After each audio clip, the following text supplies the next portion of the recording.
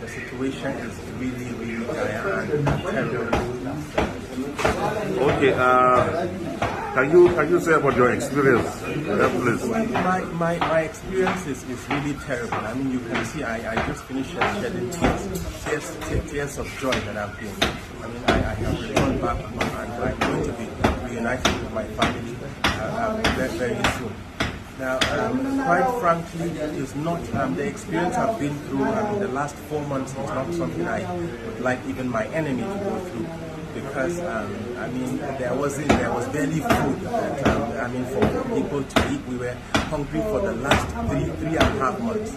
I mean, we were quite surprised in the last 2 weeks. They actually, I mean, they started bringing a food stuff that we ate, and we were actually okay in the last 2 weeks. But then for the first 3.5 months, we were actually very, very, very hungry. And when I say very hungry, this is an understatement. I mean, there were days that we go, I mean, just eating once. We ate once on certain days.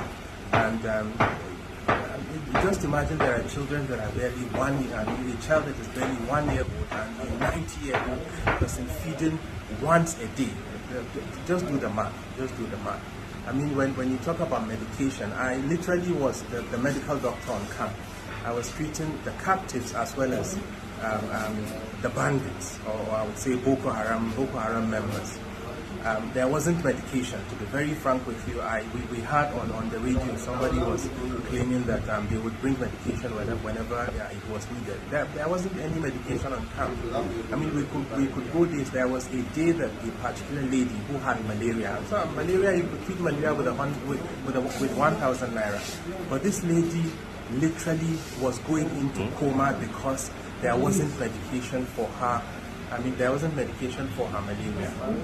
So the situation is really, really terrible. Really, really Any molestation, beating?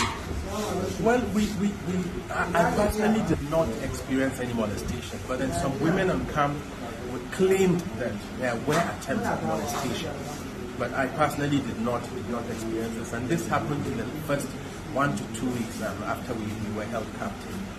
Your final advice to the federal government regarding the condition of the remaining captives? Well, I would like to call on the government to do whatever is necessary to rescue these people, because these people are in a very terrible situation, very terrible. They're very hungry. There is no medication. I mean, when we left